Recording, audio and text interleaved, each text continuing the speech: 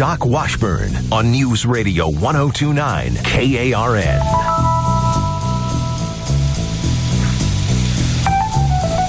All right. I want to welcome our guest here at the News Radio 1029 KARN Newsmaker line, John Griffing. He's a media relations consultant, also writes for American Thinker and WorldNet Daily. His latest article for American Thinker is called Islam, the Jinn is Out of the Bottle. WorldNet Daily latest column is America's Show in Force at Secret Texas Muslim Event. We welcome Mr. Griffing to the program in the vain hope that he may be able to help us reinstill some sense of decorum to today's proceedings. Sir, how are you? I am doing great, Doc. Thanks so much for having me on the program. Hey, well, thanks for coming on. Look, we're really concerned here.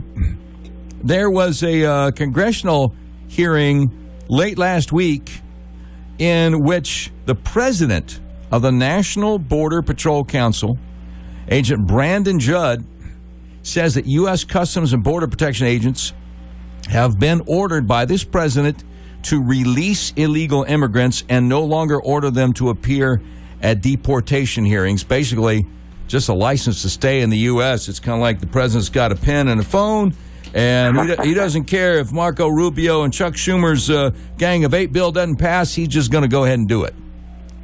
Well, that's correct, Doc. It's quite alarming, and this is going beyond just benign neglect or passive non-enforcement of minor immigration laws.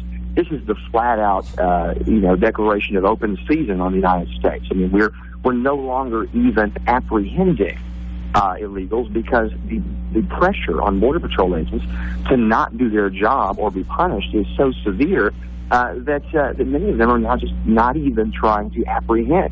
So when you have ISIS attacks, and ISIS claiming new attacks and responsibility for those attacks every month, just about, in cities all over the Western world, it is absolutely outrageous, and some would say the constitutional definition of treason for the president not to enforce our border, to flat out refuse to do his basic job, which is to take care, quote unquote, that the laws be faithfully executed. If he doesn't do that, Doc, then he is guilty of dereliction of duty and should be prosecuted as such. You know, Channel 7 here in Little Rock had a story last night. They interviewed a young lady who is an exchange student over in Brussels, and with a number of other people from Hendrix College here in our metro, and she talked about how scary that was. And they did an online poll of their viewers. How many of our viewers who want to respond to this poll think that the United States is in danger of an imminent terrorist attack? And 75% said that they thought that we were. And I'm curious. My last caller before we went to the break at the bottom of the hour said that, well, why don't we just impeach this guy and get rid of John Kerry to boot? And I said, well, I interviewed a very conservative Republican congressman named Ted Yoho from Central Florida a few months ago when he announced that he was putting forth a proclamation to censure the president, a resolution to censure the president. I got him on the air, and I said, why not just impeach him? Why just censure him? He said, you know what? When I got here a couple years ago, that's exactly what I wanted to do. And everybody was just freaking out. Nobody wanted to get anywhere near co-sponsoring articles of impeachment. So I'm doing what I can, brother. And so what I'm wondering here is, we all have a calendar. We all know when January 20th is coming down, and we hope that we will be electing a conservative president, Ted Cruz, so we can get rid of all this mess. But in the meantime, with a Congress that doesn't seem to have the guts to stand up to this president who was doing the wave at a baseball game yesterday with a homicidal maniac terrorist dictator in Cuba, what do we do in the meantime? Well, here's the bottom line. There are a number of things that Congress can do besides impeachment to absolutely stop the president in his tracks, and that's the nature of the separation of powers. That's why it exists. Congress simply has to have the courage of their convictions to do so, and I don't believe that anyone in the leadership of either party at this point has the intention of saving the sinking ship of state. I believe they all have their lifeboat, and that they all are attempting to preserve their spot in the lifeboat while the rest of us go down with the ship. And that's not only just as bad as what President Obama is doing of his own free will and openly and transparently, brazenly, if you will, it's worse than that, because these are the people charged with checking the other branch, and they are abdicating their responsibility to do that. One example of something that could be done in the very immediate term that I think we might be able to get buy-in for, and that citizens in Arkansas and all over the country should press for, is defunding. And it's so simple. I mean, every single funding mechanism originates in the House. They're the only body with constitutional statutory authority to actually originate funding resolutions. We could have defunded Obamacare. We could have defunded every single instance of executive amnesty. We chose not to because of the partisan,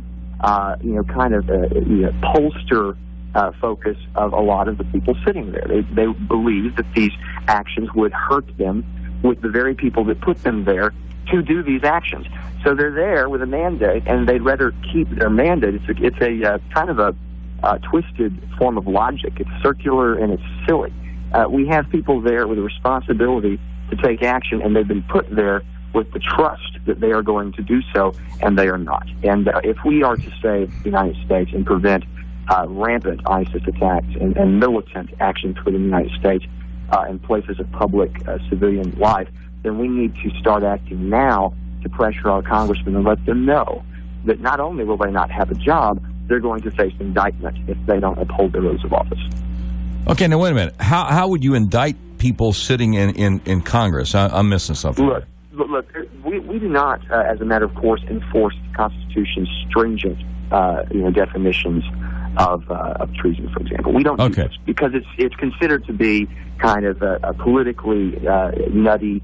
It's considered to be kind of something that you don't want to touch. But the fact is, we have people sitting in both houses of the legislature that are doing things as bad as the Rosenbergs did almost every day. So, I know Hillary's no longer in Congress, but she put a bunch of names of undercover agents who were in countries where they could get killed. She put that out there so it could be hacked. I mean, you look at stuff like that for sure. And I'm not an extremist, but then what is extreme is defending the Bill of Rights, is defending our way of life, is protecting innocent American lives from devastation. Is that extreme? No, I think doing nothing would be more extreme, Doc. No, I agree with you on that. Let me bring it all back home here to Little Rock. We had a situation recently where a guy was in a car in the parking lot of a nightclub, Oasis Cantina and Sports Bar. And he was flipping off a cop and lost control of his car. And there were like 8 people who were apparently standing in line at a food truck in the parking lot of the nightclub. Wound up mowing down 8 people. So the Little Rock Police Department, they do a blood draw because they think the guy might be intoxicated. But then they announce to the media they're going to have to wait 60 to 90 days to get the results of the blood draw. And in the meantime, no charges were filed and the guy walks. And one of my callers said, okay, wait a minute.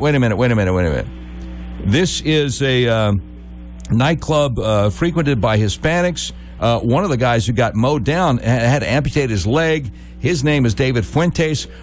What are the odds that the driver of the vehicle was an illegal and they felt like we're going to get in trouble if we hold him? Yes. I've done a Freedom of Information Act request to the Little Rock Police Department because I want to know what the deal is. Yeah. I mean, because ICE won't hold him. If the police got him and he's illegal, they turn him over to ICE. They're not going to hold him, right? No, they've been instructed not to. That's just the problem. Yeah.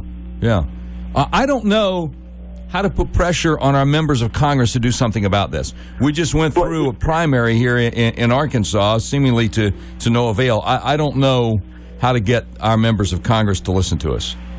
Doc, it's very simple. We have a pen and a phone, too. Now, when we don't use them in strong enough numbers, or when we are passive, or when we abdicate our own responsibility as individual citizens, as actors in the system, that's a problem, too. What you saw in Arkansas is very typical of this election year. It's a very strange dynamic that we're witnessing all over the country. You have this push and pull between things that we've never seen, really, on a national stage. And then you also have kind of more of the same. So without getting off into that, I'll just suggest something to your listeners. The pen and the phone of the American people are still very crucial. components of how our system functions. And, you've seen legislation stop dead in its tracks in only the last 8 years because of a concerted effort by individual citizens to actually pressure their legislators to do or not do something. I think that is where this needs to start, but it's not where it needs to stop. At the end of the day, when another 9/11, or if another 9/11 should ever happen, something Obama says he's prepared to absorb. Yeah. His first year in office, he said, "I'm prepared to absorb another terrorist attack." Yeah, he told Bob Woodward that. Yeah. Stop it. We're not prepared to stop it for some reason.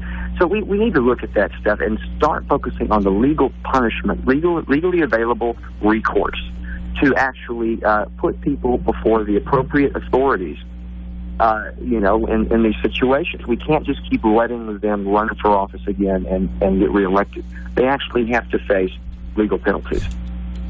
All righty. I appreciate you, brother. John Griffing, a media relations consultant and columnist for AmericanThinker.com and WorldNetDaily.com. I'm going to put your most recent AmericanThinker.com article on the Doc Washburn Show fan page on Facebook.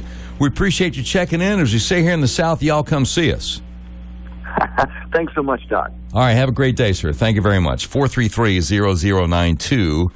To sound off and talk back, the Doc Washburn Show continues. You got it. News Radio 1029 KARN.